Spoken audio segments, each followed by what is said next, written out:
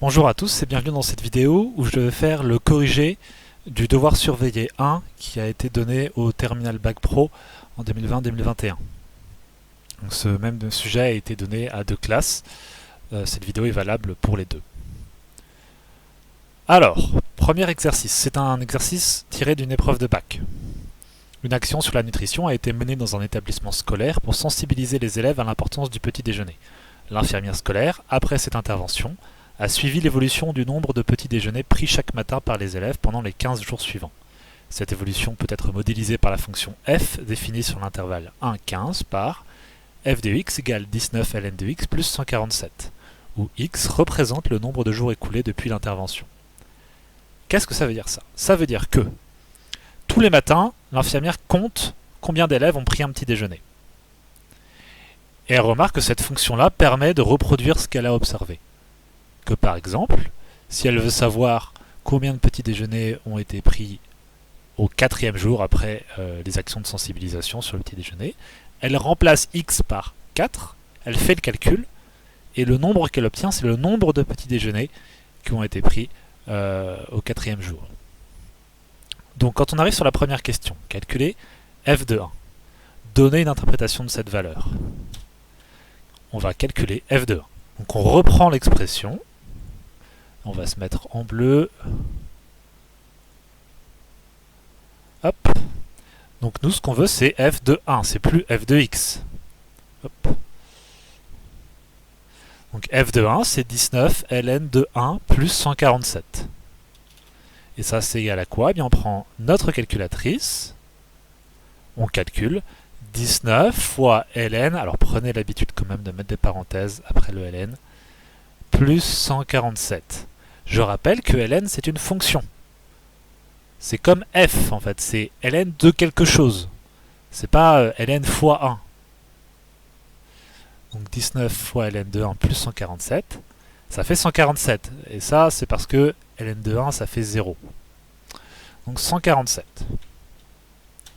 Et on nous demandait de donner une interprétation de cette valeur. Alors, vu ce qu'on a vu là, qu'est-ce que c'est 147? C'est le nombre de petits déjeuners qui ont été pris un jour après l'intervention. Donc on le dit. Un jour après l'intervention. Donc on peut mettre entre parenthèses 1. Il y a 147 élèves ont pris un petit déjeuner. C'est ça ce qu'on appelle une interprétation. C'est par rapport au contexte de l'exercice. On passe à la question suivante. On note f', la fonction dérivée de la fonction f sur l'intervalle 1,15. Déterminer f' de x. Alors, en corrigeant les copies, j'ai remarqué que pour beaucoup d'entre vous, vous ne compreniez pas ce que c'était f' de x. Donc je vais essayer de rappeler un petit peu. On part de cette fonction-là. f de x, c'est 19 ln de x plus 147. On choisit un nombre de jours. C'est x. On remplace x par ce nombre de jours, on fait le calcul, et le nombre qu'on obtient, c'est un nombre de petits déjeuners. Donc si je mets là, ça c'est la courbe de la fonction f. Donc sur cet axe-là, c'est un nombre de jours. Sur cet axe-là, c'est un nombre de petits déjeuners. Alors je peux placer un point dessus et je me promène. Par exemple, si je veux savoir combien de petits déjeuners ont été pris après 3 jours, donc je me mets là puisque ça correspond à 3 jours, ça c'est f de 3, et c'est 168. Donc après 3 jours, il y a 168 petits déjeuners qui ont été pris. Après 8 jours, ce sera 186 et quelques petits déjeuners. Voilà. X est là, et on peut lire f de x sur cet axe-là. Qu'est-ce que c'est f'? F', la dérivée, f' de x, on se souvient que c'est la pente de la tangente. Donc je trace la tangente à ce point-là, et quelle est la pente de cette tangente-là? C'est ça, f' de x. En fait, là, je n'ai pas réussi à faire afficher un entre parenthèses x. Mais si x ici c'est 1, et bien f' de 1 c'est 19,32. F' de 2 c'est 9,5. F' de 5 c'est 3,8. Donc f' de x, c'est notre fonction, c'est-à-dire on peut lui donner un x et on obtient un nombre, mais le nombre qu'on obtient, c'est pas un nombre de petits déjeuners, c'est autre chose, c'est la pente de la fonction. Donc voilà, après ce rappel effectué, on revient. Donc on sait qu'on a cette expression de la fonction. Et donc on a ça. Donc, et là on va écrire f' de x. Alors je me remets en bleu. Hop. Donc, qu'est-ce qui arrive à cette fonction-là quand on la dérive? Déjà, le plus 147, on sait que c'est une constante, il va disparaître. 19 fois ln de x. Alors, ln de x, on sait que ça se transforme en 1 sur x. Et comme il y a un 19 devant, il reste devant, donc ça fait 19 fois... Hop.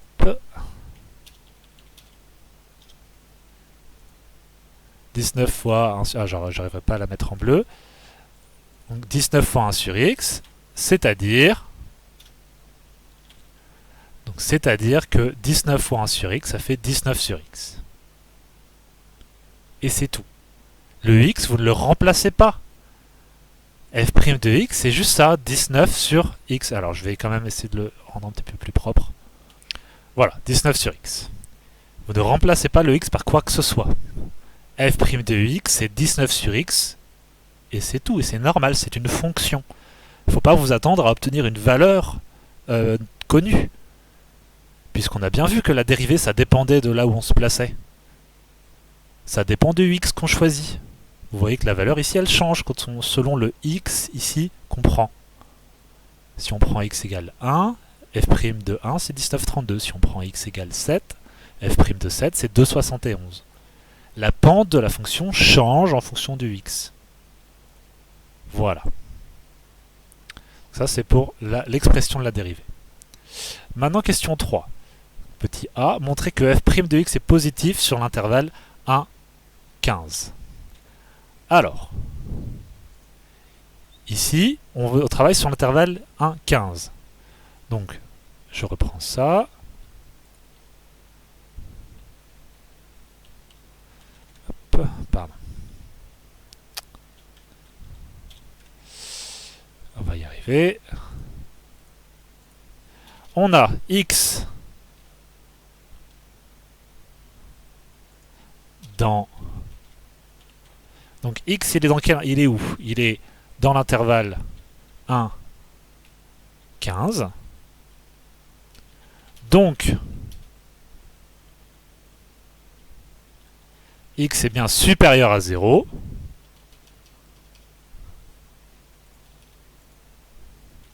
Et 19 sur x aussi est supérieur à 0, c'est normal. Comme x est dans l'intervalle 1, 15, bah, il est forcément positif. Et comme x est positif, quand vous prenez 19 et vous le divisez par un nombre positif, bah, c'est aussi supérieur à 0.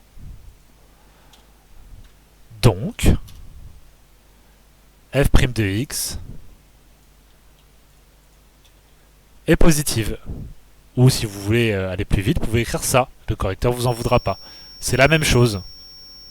Est positive est supérieure à 0. Pareil, c'est la même chose. Hop, je remets en Arial. Voilà. C'est pas plus que ça. Si vous voulez montrer ça autrement, vous pouvez, si vous voulez, rentrer le 19 sur x en tant qu'expression dans votre calculatrice et montrer que entre 1 et 15, pour 1 c'est positif, pour 2 c'est positif, pour 3 c'est positif. À chaque fois, vous calculez 19 divisé par 1, 19 divisé par 2, 19 divisé par 3, et vous montrez qu'entre 1 et 15, à chaque fois, c'est positif. D'accord. Mais alors ça, c'est pas tout à fait rigoureux, parce que peut-être qu'entre 1 et 2, il y a un moment donné, la dérivée passe négative. Vous ne savez pas ça. Donc c'est une manière de le montrer, mais un correcteur ne vous donnera pas tous les points pour ça. En tout cas, ce qui est certain, c'est que calculer f' de 1 montrer que c'est positif, parce que ça fait 19, puis calculer f' de 15 et montrer que c'est positif, ça fait un petit peu plus que 1, ça ne marche pas. Pourquoi ça ne fonctionne pas? Puisque, par exemple, on va faire ça très vite, regardez, tac, tac. Donc si vous mettez, si vous avez 1 ici, et que vous avez 15 ici, si vous avez... hop, alors attendez.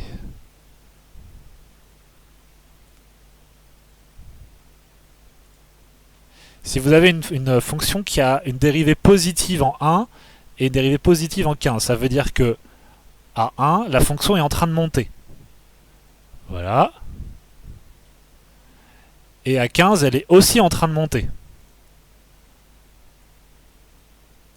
Donc là, effectivement, si vous regardez ici,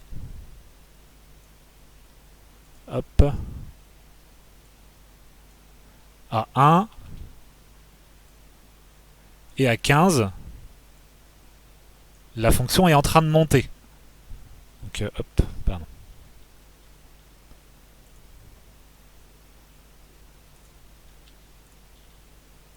Tac, donc à 1 et à 15, la fonction est en train de monter. Donc si vous calculez f' de 1, vous trouvez un truc positif puisque là c'est en train de monter, et f' de 15, là aussi c'est en train de monter. Mais entre les deux, peut-être que la fonction fait ça. Enfin, la fonction dérivée, pardon, fait ça. Enfin, non, que la fonction fait ça. Là, vous avez une dérivée positive, là aussi, mais entre les deux, bah, la dérivée est négative puisque la fonction redescend. Donc, montrer juste des choses sur les bornes de l'intervalle, ça ne fonctionne pas. Ce n'est pas une manière de montrer les choses. On reprend.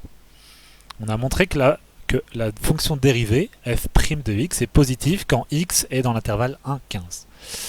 Dressez en le justifiant le tableau de variation de la fonction f. Faites apparaître les valeurs numériques nécessaires arrondies à l'unité dans le tableau. Alors, avant même de commencer à faire le tableau, on peut dire la fonction f, hop, tac, pardon.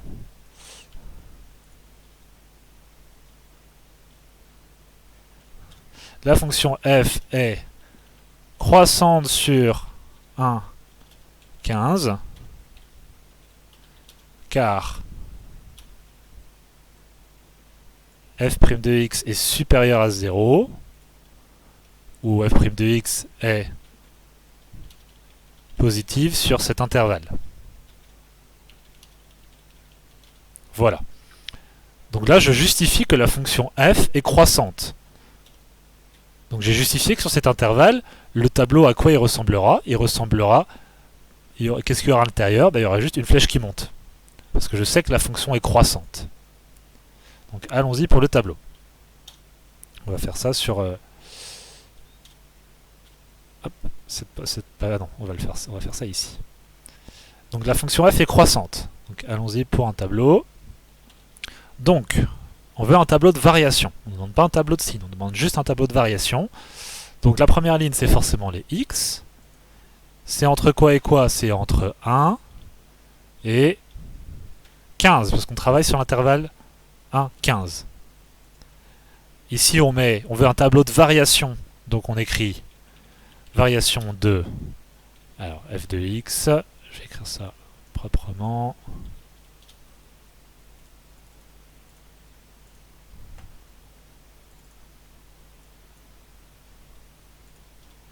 Voilà, ça c'est les variations de f de x. Et donc on vient nous de montrer que la fonction f elle était croissante sur cet intervalle. Donc, à quoi ressemble le tableau de variation? Eh bien juste à ça. Une flèche qui monte entre 1 et 15, c'est tout. Et qu'est-ce qui nous manque ici? Il nous manque les images de f, l'image de 1 par f et l'image de 15 par f. Alors ici, en fait, qu'est-ce qu'on doit mettre ici? On doit mettre f de 1.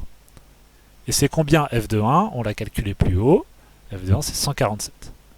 Donc on met 147. Hop, voilà. Maintenant, qu'est-ce qu'on doit mettre ici? On doit mettre f de 15. Donc on calcule f de 15, on rappelle l'expression de f, 19 ln de x plus 147. Donc on reprend cette expression, on remplace x par 15 cette fois, puisque on veut calculer f de 15. Donc 19 fois ln de 15, parce qu'on remplace x par 15, plus 147, et ça nous fait 198,45, et nous on nous dit bien, attention, que les valeurs numériques nécessaires seront arrondies à l'unité dans le tableau. Donc, dans le tableau, on ne met pas 198,5 ou 0,45, on met 198. Et on a fini notre tableau de variation. C'était juste ça. On ne nous demandait pas le tableau duquel vous avez l'habitude, avec d'abord le signe de la dérivée, puis les variations de la fonction. On peut le faire si vous voulez. Regardez, je vais le faire en dessous. Je vais faire en vous pour vous montrer. Et après, je l'enlèverai parce qu'on n'en a pas besoin. Je le fais en jaune pour vous montrer que c'est pas pareil que celui d'au-dessus, parce qu'on n'a pas besoin de le faire, lui. Alors, dans ce genre de tableau, on a trois parties. On a la ligne des x, donc qui correspondent à ce qu'il y a sur cet axe-là. Donc ici, ce serait des nombres de jours. Et que nous, on a défini la fonction sur 1, 15. On a le signe de la dérivée de f' de x, qu'on a calculé plus haut, donc c'est 19 sur... Hop, il manque un x. Hop. Donc c'est 19 sur x, f' de x. Et on a déjà montré que comme x était dans un 15, alors x était positif, et que 19 sur x aussi. Donc f' de x est forcément supérieur à 0. Donc qu'est-ce qu'on met dans le signe de f' de x? Eh bien, un gros plus, et ça suffit. Mais du coup, si f' de x est positive, qu'est-ce qu'elle fait la fonction f, les variations de la fonction f? Eh bien, elle monte. Et on fait exactement la même chose. Hop là, qu'est-ce qui se passe? Tout le monde se calme.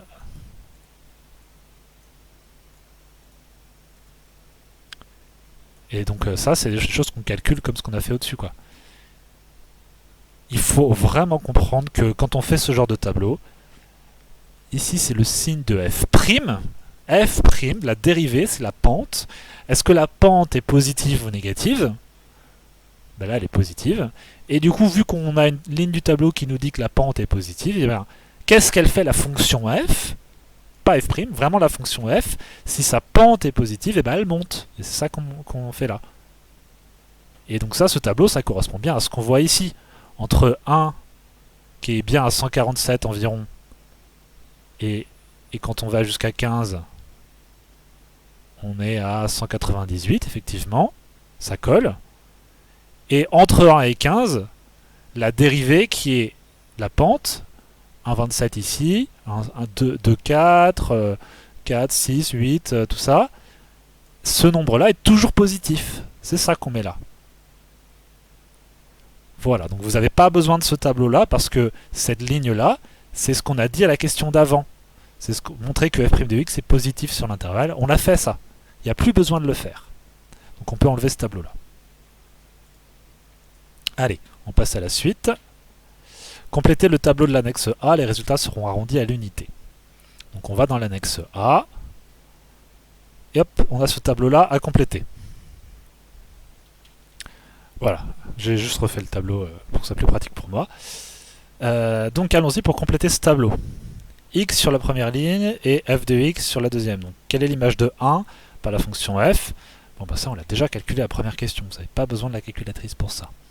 Mais pour la suite, effectivement ça va être vite compliqué si à chaque fois il faut faire pour 2, donc il faut faire 19 fois ln de 2 plus 147 est égal à 160. Alors, virgule 1,16, mais on nous dit qu'il faut arrondir à l'unité. Donc, arrondir à l'unité, ça veut dire que ça fait 160. Voilà, donc, ça fait un petit peu long. Vous pouvez faire plus simple. Vous allez dans Menu, vous allez dans Table, et vous rentrez l'expression de la fonction, donc qu'on rappelle, qui est 19 ln de x plus 147. 19 fois ln de x plus 147. On va régler le tableau avec donc le tableau qu'on doit compléter, c'est celui-là. Il va de 1 à 15 pour les x. Donc là, on va dans le menu 7 pour régler ça. Ça commence à 1, ça va jusqu'à 15. Et ça avance de 1 en 1. Oui, très bien. On y va. Et on appuie sur le menu table. Donc on retrouve le 147 et le 160. Et on y va, on remplit. 167,87 pour 3, c'est-à-dire 168, parce qu'on fait l'arrondi. On ne se fait pas avoir parce que le tableau, il n'y a pas le 4, il n'y a pas le 6 non plus, il y a des valeurs qui manquent. Donc on ne prend pas le 4, on prend le 5, 177,57, c'est à peu près 178. Et ainsi de suite. Pour 7, c'est 184. Pour 9, c'est 189. Pour 11, ça va être 193, parce que virgule 56, on arrondit au supérieur. Parce que c'est un 5. Quand c'est un 5, on arrondit au-dessus. 13. Le 13, 195,73, donc 196. Et le 15, 198. Voilà pour la question 4. Hop, je vais même mettre ça en bleu. Que les réponses, du coup, pour que ce soit cohérent. Voilà. Puis tout le monde en Arial. Ok. On revient à la question. Hop là, qu'est-ce qui s'est passé? Oui, donc on était à la question 4. Compléter le tableau de l'annexe A. Voilà. Question 5. Construire sur l'annexe A la courbe représentative de la fonction f dans le repère donné. Pour une plus grande lisibilité, l'axe des ordonnées commence à 130. Donc ça, c'est vraiment pas compliqué. Quand vous avez votre tableau qui est fait, là, il faut juste placer les points dans le repère. Donc allons-y. Alors, pour placer les points, moi je vais faire une petite croix. Hop. Allons-y. Pour 1, quand x est égal à 1, f de x est égal à 147. Donc 1, on monte jusqu'à 147. Ça c'est 140, ça c'est 150. Chaque petit pointillé fait 2, vu qu'il y en a 5 entre 150 et 150. Donc 147, ça nous amène, entre 146 et 148, ça amène ici. Ensuite, 2 c'est 160. Donc 2, ça nous amène à 160 qui est là. Tac. 3 c'est 168. 3 c'est 168, c'est ici. 5 c'est 178. 5 c'est 178. Voilà. 7 c'est 184. 184. Tac, ici. 9 c'est 189. 89 c'est entre 188 et 190. Donc ici normalement. 11 c'est 193. Donc 11 c'est 193. C'est entre 192 et 194. Oh là là, attendez. Là, je me suis décalé. Donc je place le 193 comme il faut ici. Voilà. C'est lui, le 9, je l'ai mal placé. Donc 9, c'est 189. Donc 189, c'est ici. Voilà, il est mal placé. Regardez, comment je me suis rendu compte qu'il y avait un problème. Je me suis rendu compte parce qu'elle était comme ça, là. Et je vois que la courbe, elle a l'air de faire une sorte de creux, là. Souvent, les fonctions que vous aurez, elles ont des mouvements assez fluides. Normalement, ça doit continuer le mouvement. Vous voyez un seul mouvement qui se prolonge. Il n'y a pas de changement de direction. 13, 196. 13 ici. 196, c'est... Hop, ici. Et 15, 198. 15, c'est 198. Voilà. Alors, je supprime juste ça. Voilà les points bien placés. Maintenant, il n'y a plus qu'à tracer la courbe. Donc on va relier tous ces points-là d'un seul trait en suivant le mouvement. Alors je vais faire ça comme je peux avec les outils dont je dispose. Vous pouvez faire mieux à main levée. Voilà, j'ai fait de mon mieux. Hein. C'est ça qu'on attend de vous. Surtout, ne venez pas prolonger la courbe ici. Il n'y a pas de point là. On n'a pas placé de croix ici, donc ne venez pas prolonger la courbe jusqu'à l'origine du repère. Non, ça n'a pas de sens.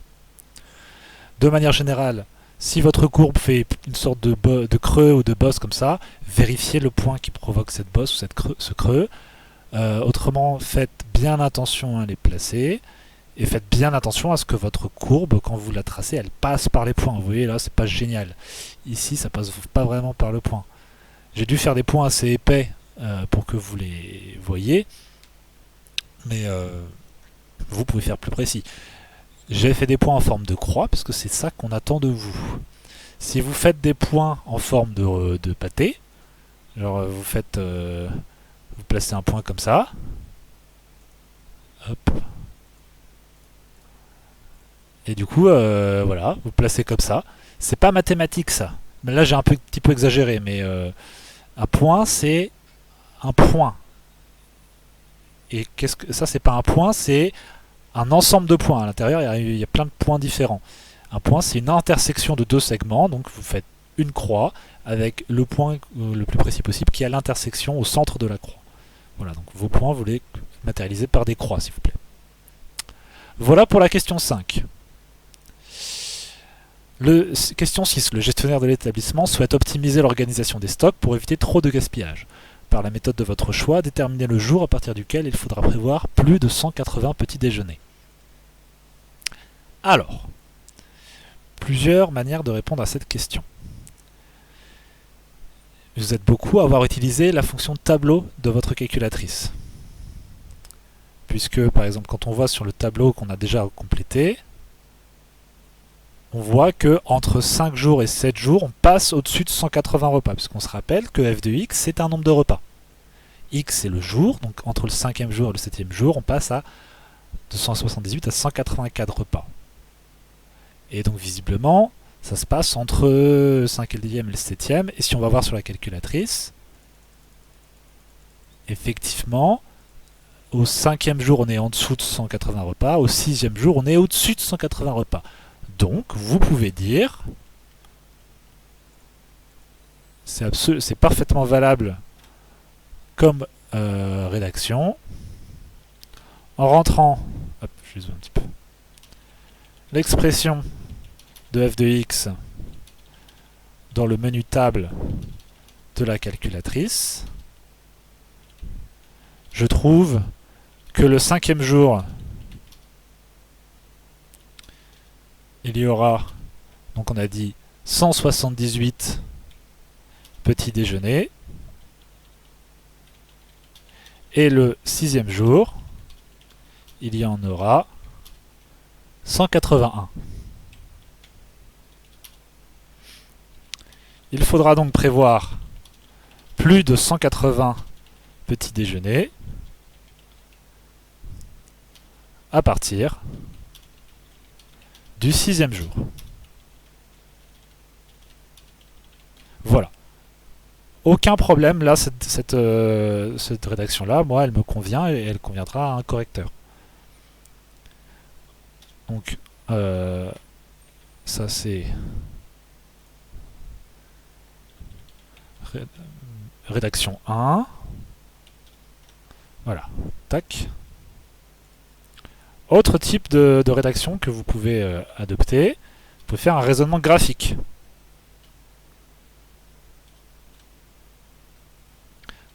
Donc, pour faire un raisonnement graphique, vous allez sur votre graphique qui est là, et vous allez voir, donc nous ce qui nous intéresse c'est pour quel jour, donc sur cet axe-là, pour quel jour est-ce que on dépasse 180 petits déjeuners. Donc on va chercher 180 ici, puis on va faire un trait.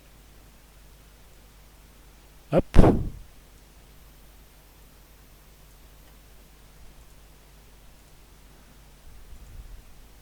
Hop. Et donc 180 petits déjeuners, à combien de jours ça correspond? Ça correspond à entre 5 et 6, environ 5,6 visiblement. Donc, comment on le rédige ça?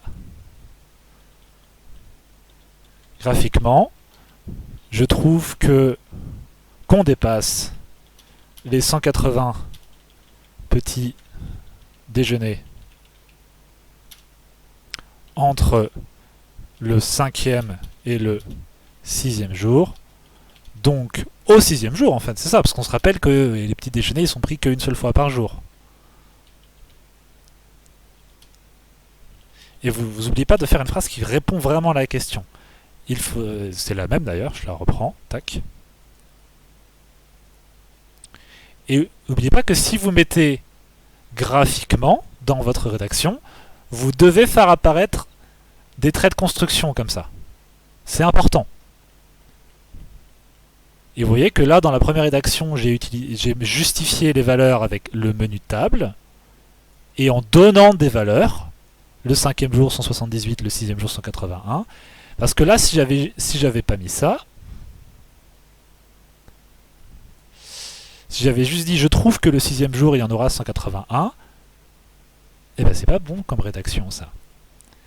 Peut-être que le 5e jour il y en avait aussi 181. Peut-être qu'on a dépassé à partir du 5e jour. Mais si vous montrez. Si vous montrez que le 5e jour il y en avait 178 et que le 6e jour il y en a 181, et ben là c'est bon. Parce que vous avez montré avant que c'était croissant, et donc on ne dépassera qu'une seule fois 180. Voilà. Et vous pourriez même faire une troisième rédaction où vous n'utilisez pas du tout le tableau, vous donnez f de 5 c'est 178, f de 6 c'est 181, donc c'est à partir du 6e jour. Donc voilà, n'oubliez pas, soit l'une soit l'autre, comme vous voulez, mais il faut expliquer d'où viennent vos valeurs, et il faut vraiment détailler les choses. Allez, on avance. Exercice 2. La même action de sensibilisation sur l'importance du petit déjeuner a été menée dans un autre établissement. Cette fois, quand l'infirmière suit l'évolution du nombre de petits déjeuners, elle constate qu'elle peut être modélisée par une fonction différente de g définie sur l'intervalle 1,15 par, et on vous donne une nouvelle fonction, la fonction g, où x représente toujours le nombre de jours écoulés depuis l'intervention. Alors, déterminer le nombre de petits déjeuners attendus au 15e jour dans cet établissement. Si x est le nombre de jours, ce qu'on vous demande là, c'est de calculer g de 15. Et donc vous reprenez ça. Donc hop. Et hop. G de 15 est égal à 103 moins 1,05 fois 15 au carré.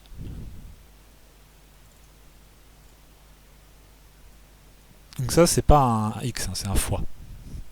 Fois 15 au carré, plus 20,15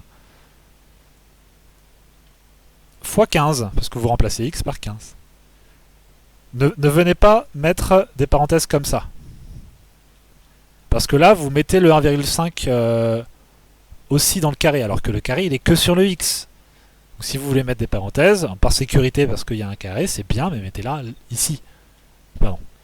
Hop. Vous les mettez comme ça si vous voulez mettre des parenthèses. Là, c'est pas la peine parce que c'est un nombre positif, mais c'est bien comme réflexe. Donc voilà, on peut les laisser comme ça. On a juste repris cette expression-là, et on a, vu qu'on demande g de 15, on a remplacé x par 15. Voilà. Et donc, on calcule ça. On revient au menu Run. Hop.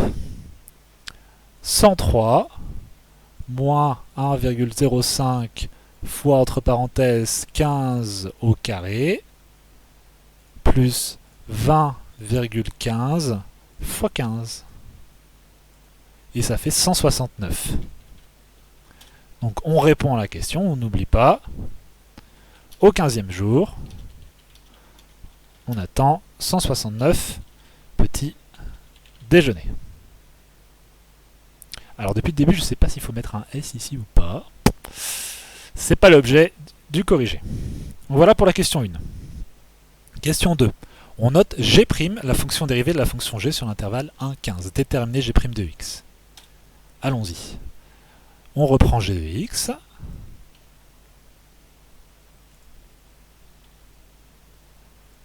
Hop.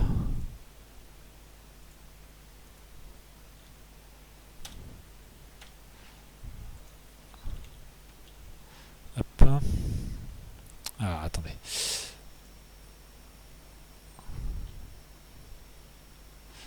Voilà. Donc, comment est-ce qu'on dérive ça? Parce que là, c'est g' de x. Donc, 103, qu'est-ce que ça devient quand on dérive 103? Ça devient du rien du tout. On peut mettre 0, si on veut. Ensuite, 1,05 fois x au carré. Quand on dérive ça, qu'est-ce qui se passe? Le 2 tombe devant. Donc 2 fois...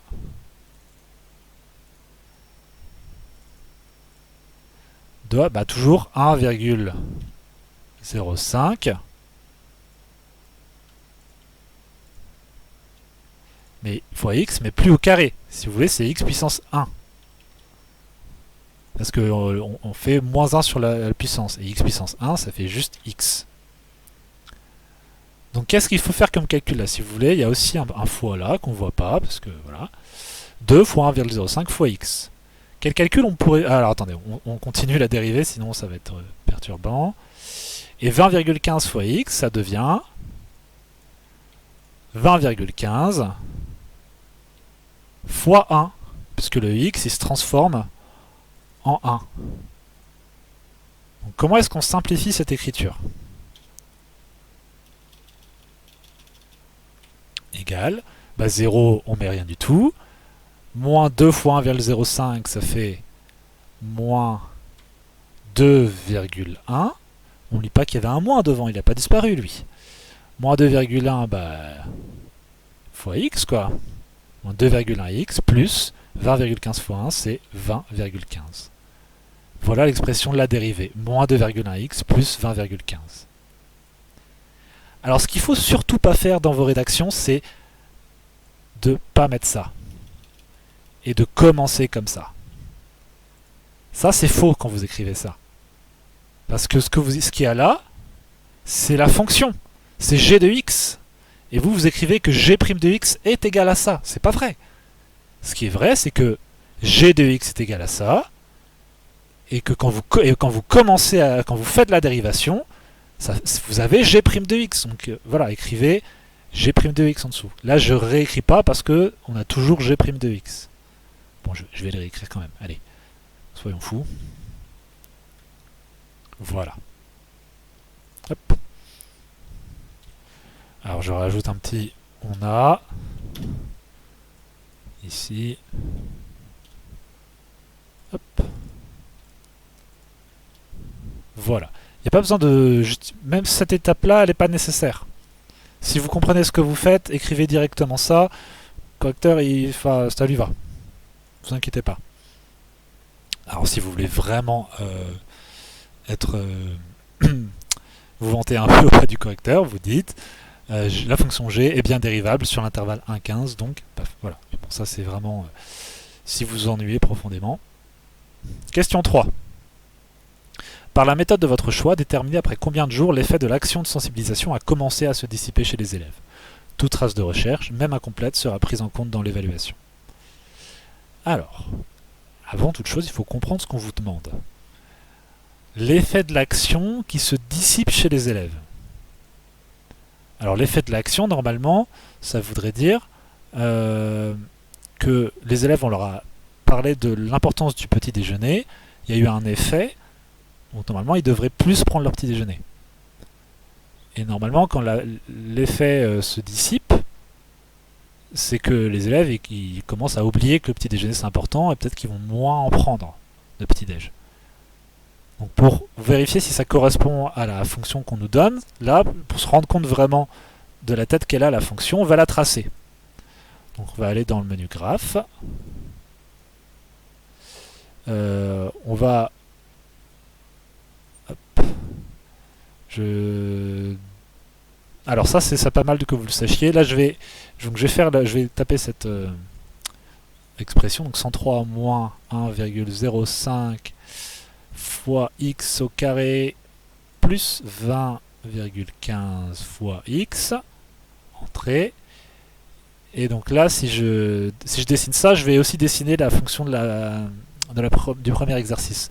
Donc si on veut juste dessiner la deuxième, vous voyez que sur le signe égal, là, les deux fonctions, elles ont un carré noir autour du signe égal.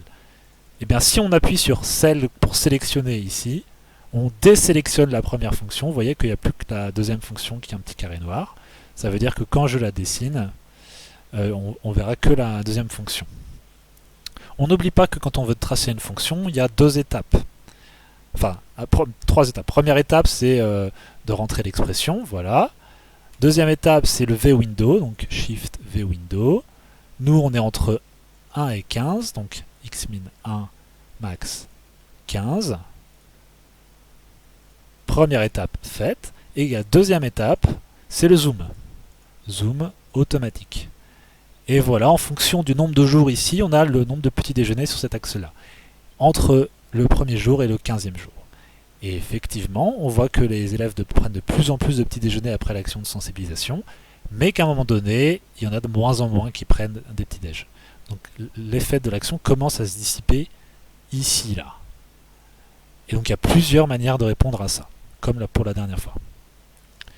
Alors, la première...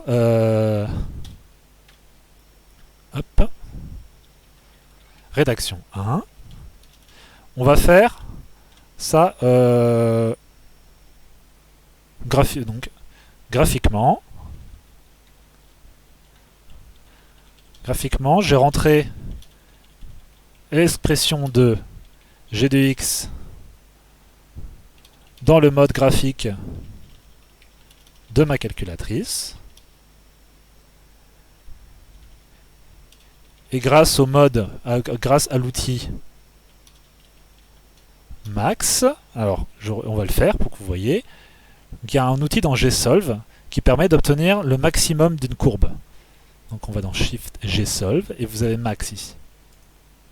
Et le curseur vient se caler ici, bon l'expression est par-dessus donc on voit pas très bien, mais le curseur se met au sommet de la courbe. Et le sommet de la courbe il est à 199, donc 200 petits déj, et pour 9,959. Donc grâce à l'outil Max, je vois que g de x atteint son maximum pour x égale 9,59, soit au 10e jour.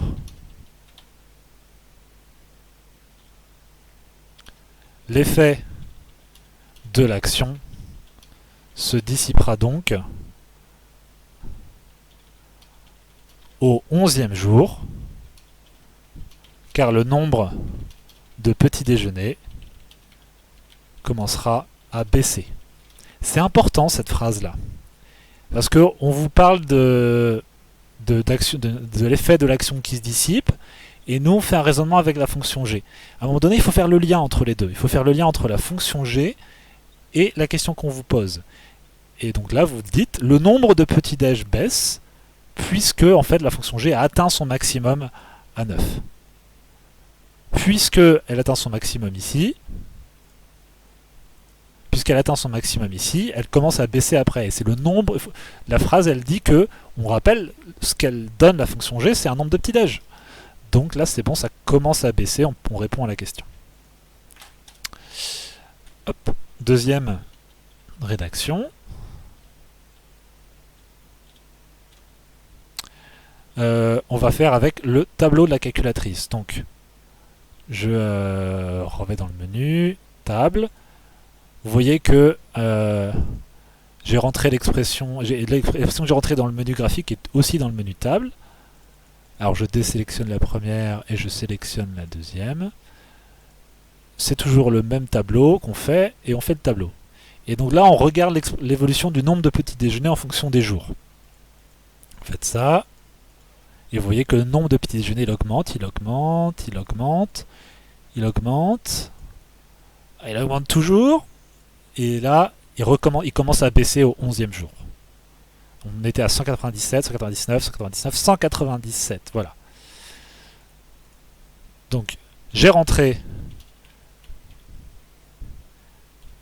l'expression de g de x dans le menu table de ma calculatrice. Je trouve qu'au 10e jour, donc 10e jour, 180. Alors, du coup, on va arrondir ça à 200. 200 élèves prennent un petit déjeuner. Et au 11e, alors, ouais. 10e, je vais peut-être écrire comme ça. 10e jour, 200 élèves prennent un petit déjeuner. Et au 11e, c'est 198 élèves. 198 élèves en prennent un. L'effet de l'action se dissipera donc au 11e jour car le nombre de petits déjeuners commencera à baisser. Voilà. On reprend cette conclusion qui, encore une fois, fait le lien entre la fonction g et les valeurs que vous avez données. Et la question qu'on vous pose, c'est bien, à quel moment est-ce que ça commence à se dissiper?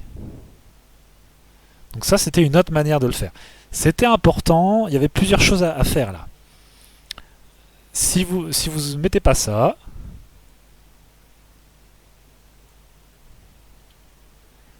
si vous me faites juste ça, si vous dites que vous avez rentré l'expression de g dans le menu table et que vous trouvez que l'effet de l'action se dissipera au 11e jour, c'est un peu juste. Montrez avec les valeurs que c'est vrai ce que vous dites. Qu'entre le 10e et le 11e jour, le nombre de petits déjeuners baisse d'effectivement, on passe de 200 à 198. Montrez-le, c'est important. Voilà, donc il y aurait encore d'autres manières de faire, mais ça je vous ai donné les deux principales. On passe à l'exercice 3. Lorsqu'il va chez son cardiologue, M. Romulus paye 27 € pour la consultation. 70% de ce montant lui est remboursé par la sécurité sociale. Sur le montant restant à sa charge, après remboursement de la sécurité sociale, sa mutuelle lui rembourse 85%. Au final, quelle somme aura-t-il payé de sa poche pour la consultation? Alors, allons-y. Là, c'est vraiment du calcul de pourcentage comme on faisait en seconde. Donc, après remboursement de la sécurité sociale,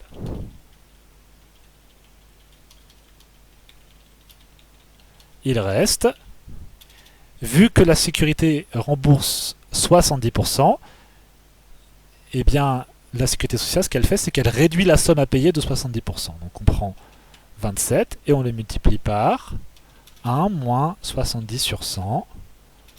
Et ça fait... Hop, on retourne menu. Hop. 27 fois 1 moins 70 sur 100. Ça fait 8,1 €. Sur cette somme de 8,1 €, la mutuelle rembourse 85%. Donc la somme restante à la charge de M. Romulus est, vous prenez les 8,1 € et vous les multipliez par, vous les réduisez de 85%. 85 divisé par 100. Et ça fait 8,1 fois 1 moins 85 divisé par 100. Et ça fait 1,215, soit à peu près égal à 1,22 €, même si là l'arrondi est un petit peu délicat vu que c'est pile 5, mais bon, on suit la convention. Voilà, ça c'est vraiment une rédaction la plus compacte possible. Vous pouviez faire les calculs en plusieurs fois. Vous pouviez calculer ce que ça fait 70% de 27 €. Et ça fait 18,9. Et donc après vous faisiez 27 moins 18,9, ça fait 8,1. Voilà. Ensuite, la mutuelle elle rembourse 85% de 8,1. Donc vous calculez combien ça fait, 85% de 8,1, et vous l'enlevez à 8,1 et vous trouvez 1,215. Voilà. Mais vous pouvez aller plus vite comme ça, et normalement, vous savez vous servir de ces formules-là maintenant. Hein. Hop. Ça, c'est toujours pas des x, hein, c'est des fois. Ok. Ensuite, question 2. Vous êtes beaucoup à vous être trompé.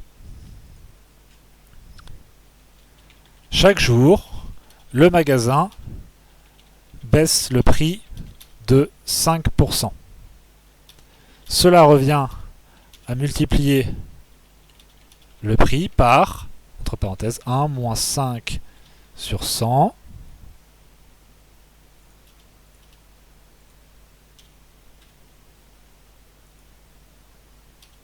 C'est-à-dire par 0,95.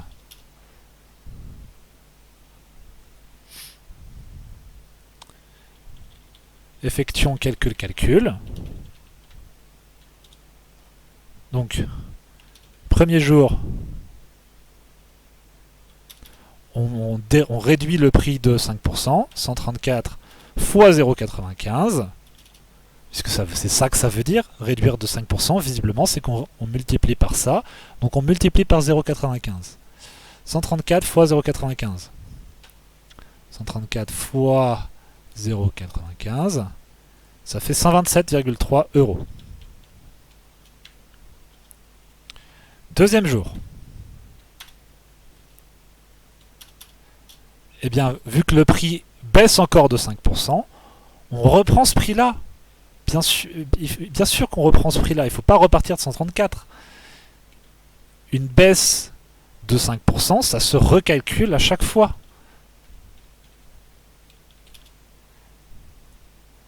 « 127 fois 0,95. 120,65. Hop. Et on fait pareil pour le troisième jour. On va pas tous les faire. Donc 120,65 fois 0,95. Alors, au passage, regardez. Hop. Donc je refais ce calcul là. 127,3 fois 0,95. Le résultat, c'est ça. Sur votre calculatrice, si vous après avoir fait un calcul, si la première touche que vous touchez, sur laquelle vous appuyez après avoir effectué un calcul comme ça, c'est une touche d'opération, par exemple, là je fais fois, il y a ça qui s'affiche, ans. Ans c'est pour answer, en anglais c'est réponse. Ça veut dire que c'est la réponse d'avant. Donc le ans là, il représente la somme d'avant. Attendez. Ah, je m'étais trompé. 127 fois 0,3 fois 0,95, ça fait pas 120,65, ça fait 120,94. Et donc, si ça, je fais 11, ça fait ça fois 0,95, ça fait directement le calcul. Donc là, ça fait 114,89. Donc on voit que la somme baisse de jour en jour, mais qu'il faut repartir de la somme à chaque fois pour pouvoir recalculer. Vous ne pouvez pas aller au début, calculer 5% de 134, calculer combien ça fait, et ensuite enlever ça tous les jours. C'est pas ça une baisse de 5%. Ça, c'est une baisse de... ça fait combien 0,05 fois 134... 6,7€, d'accord. Donc 6,70€ tous les jours, ça baisse.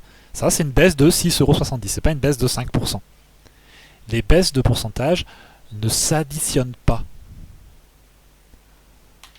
Regardez, si je prends quelque chose qui coûte 92 € et je veux prendre, on va le baisser de 50% son prix. Donc je fais fois 1 moins 50 sur 100. Ça fait 46. Et je vais encore baisser de 50% son prix. Donc je prends la moitié de 46.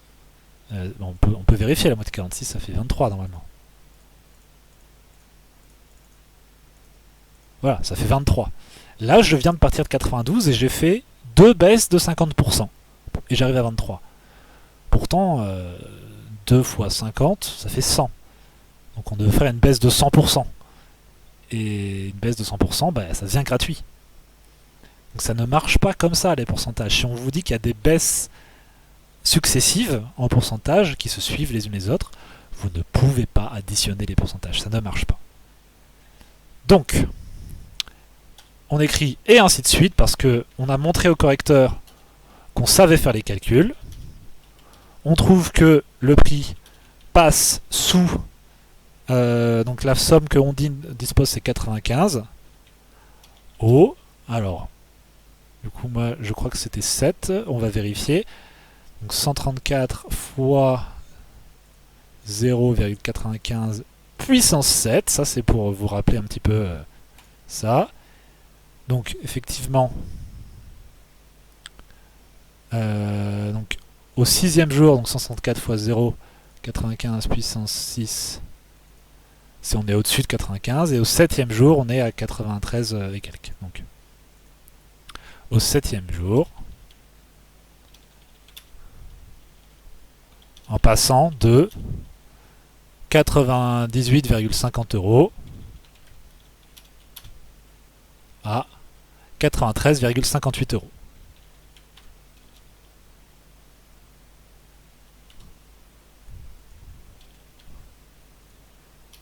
Ondine pourra s'offrir le casque au 7e jour. Et l'un d'entre vous a remarqué de manière bien pertinente que oui, elle pourra se l'offrir au 7e jour, mais elle devrait probablement attendre 10 jours pour pouvoir l'acheter encore moins cher. Voilà pour l'exercice 3.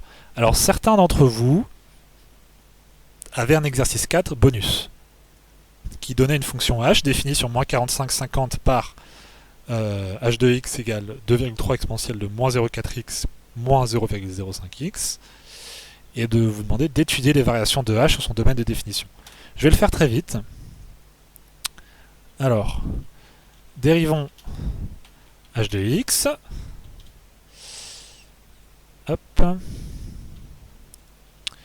Donc, h' de x, le moins 0,4 tombe devant, avec, donc ça va faire moins 0,4 fois 2,3, donc ça fera moins 0,92, puisque le moins 0,4 qu'il y a devant le x tombe devant l'exponentielle, et ça ne bouge pas dans l'exponentielle. Et le moins 0,05, le x se transforme en 1, donc voilà l'expression de la dérivée de h de x. Hop.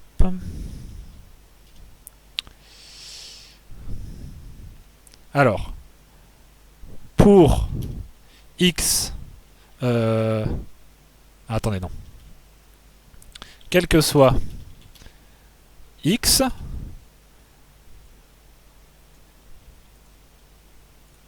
exponentielle de moins 0,4 de x est positif. Parce qu'on a vu ensemble qu'une exponentielle, c'est toujours positif. Est positif. Donc, moins 0,92 donc, est négatif. Puisqu'on avait quelque chose de positif et on le multiplie par un nombre négatif. Et si on a et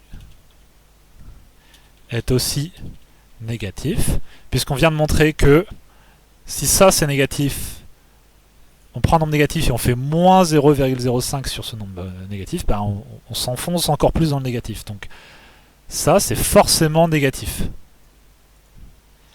On vient de montrer que h' de x est donc négative.